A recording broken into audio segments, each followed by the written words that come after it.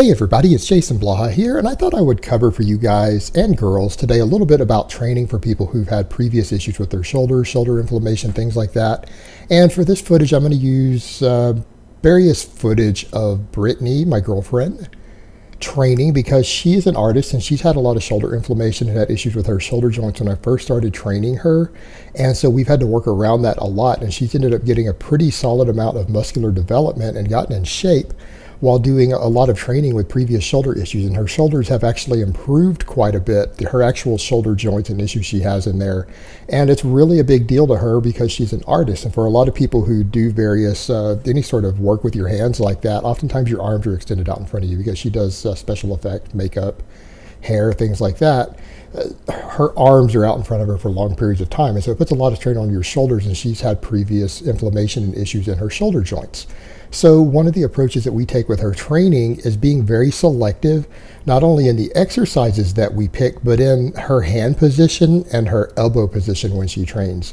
Now, one of the things you're going to notice whenever we have the option to do so, whether it's with a lat pull down or dumbbell, incline presses or anything, if the option is available, we always have her hands in a pronated grip or a hammer grip, which means the palms are facing each other to some extent. They may not be facing each other completely, but if we have the option available, we do that. And they might be, at a 45 degree. Other times, like with this lat pull down she's doing above, they're entirely facing each other in a full hammer grip.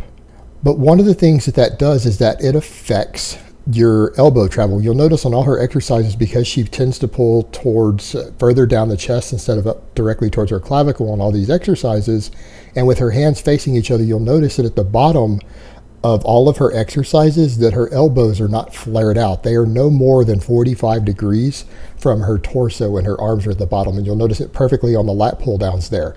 So by doing that, that takes a large amount of the shearing stress off the shoulder joints and the glenoids, and it puts less stress on your rotator cuff. So for people who are having shoulder issues, maintaining a position to where on all of your presses and pulling movements potentially, but it's actually far more important on pressing movements, but it does matter to some extent on pulling movements as well, of keeping those elbows within 45 degrees of your torso like she's doing there. They're not flared out, they're not splayed way out wide, which is, again, on pressing movements is an absolute shoulder joint destroyer, but to a lesser extent the same could be said for pulling movements.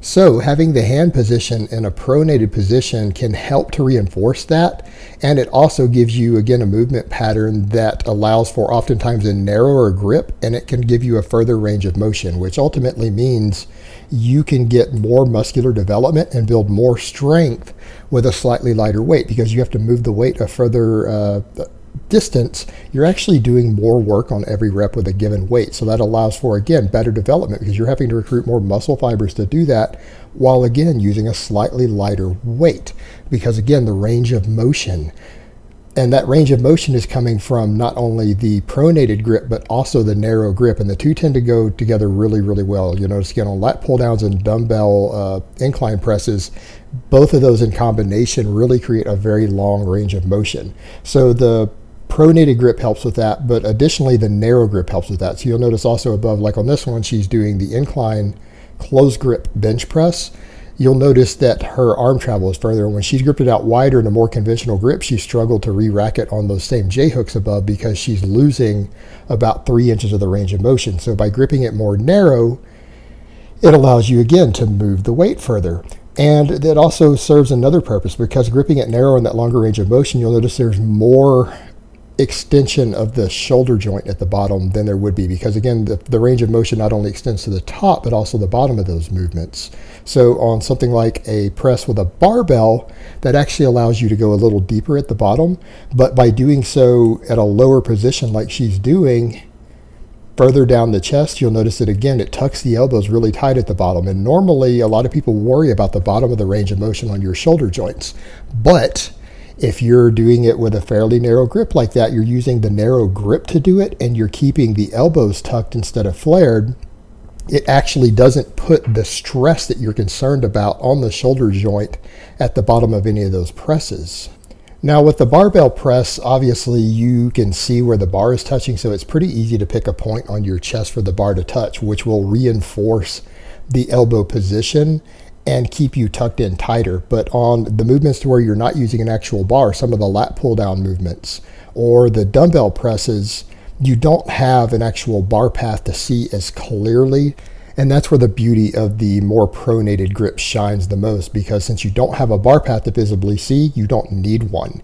Because if you're just trying to come somewhat low down and you are doing either a press or a pull like that with your hands facing each other, you're automatically going to go into a lower position further down the chest, and that is going to put your elbows into a more tucked position by default without giving it any conscious thought. The actual natural movement of the bar path will cause you to do that without needing to see the bar path. So on the barbell, you're not at as much of a disadvantage because you can actually see where it touches, whereas with the dumbbells and the lat pull down, that pronated grip is going to be a lot more helpful for that. And that's the beauty of selecting these particular exercises and performing them in that way, is that they allow you to build a large amount of musculature and strength around the entire shoulder girdle, your chest, your back, everything else, while putting minimal stress on the shoulder joint itself. And so over time, you are improving mobility because you're doing these really long range of motion lifts with a narrow grip. So that's going to make the shoulder joints healthy by default because you are training them with resistance through a long, full range of motion. And that is one of the keys to joint health. So you're improving mobility with resistance training, and you're building up all of those muscles all the way around the shoulder girdle and the torso while minimally stressing the shoulder joint. And what ends up happening by strengthening all of those muscles, when you are doing any activity that could stress the shoulder joints or the smaller muscles in the shoulders, like the rotator cuffs, it puts less stress on them because you have larger muscles around them to carry the load and to take the brunt of whatever it is you happen to do, so that, again, you put less stress on those little fragile, delicate muscles inside there and less stress upon the cartilage and the joint itself. So really our benefits of doing all of this is multifold in nature, because again, it's a combination of building musculature and strength while improving mobility and improving the joint health itself directly, while giving them a protective cushion around them and a strength cushion around them for other endeavors. And what you need to remember is that if you have any history of shoulder inflammation or shoulder injuries, the worst thing you can ever do is do any sort of exercise for the torso, whether it's the chest, the shoulders, the back, with flared elbows. You need to always keep those elbows tucked in, ideally. And then something else that we're doing with all of this, not just this exercise selection, but you need to balance these things out. And so I have her do face pulls off and on quite a bit. We use bands, but you can do them with cables if that's all you have available. And there is some data out there suggesting that bands are possibly superior for this, particularly for the rear delts. But doing face pulls is multifold in nature, because obviously one of the biggest issues you run into is that for many people, pushing strength overshadows their pulling strength. And so the anterior deltoids can become tremendously stronger than the posterior deltoids.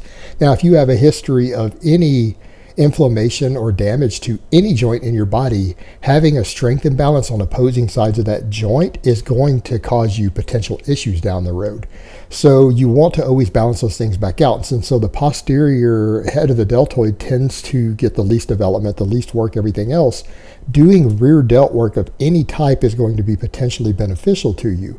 However, the face pull takes kind of a unique role there, because the face pull isn't just a rear delt exercise like some other exercises are. Face pulls have the potential to work the internal rotators of the rotator cuff. So it can actually directly strengthen with a very, very light weight those little small delicate muscles that you're worried about in the shoulder joint, which is one of the points of injury that you can run into with your shoulders. Shoulder injuries tend to be either the cartilage, the actual bone in the joint, or the smaller muscles of the rotator cuffs, which there are 4 of those. And so it actually strengthens those little smaller muscles in addition to being a fantastic exercise for the posterior head of your deltoids. So by adding in face pulls, it's multifold in nature. It helps balance out any strength imbalances, because otherwise you end up needing to do more pulling than pushing to balance it out. But by adding something like face pulls in, you end up adding more pulling volume in to balance the whole posterior side of the torso also, with a very large influence on the posterior head of the deltoid, while simultaneously strengthening the rotator cuffs. So if your overall pushing versus pulling routine is pretty balanced already, in terms of strength and development, and you're picking the right exercises, you're just giving yourself an extra safety net for improving your shoulder health and helping protect them over time. So in addition to all the other stuff that I talked about in the first part of the video, adding in face pulls once everything else is balanced is kind of like icing on the cake to just finish all of that off and help you out. So if you've had any history of shoulder inflammation or shoulder injuries, shoulder surgeries, things like that, or you have a job that puts a lot of stress on your shoulders and the joints of your shoulders, hopefully you've found this video informative and helpful, and you might want to watch it through a second time. All right, guys, but that's really all I have to say on that today, and I will talk to you guys next time.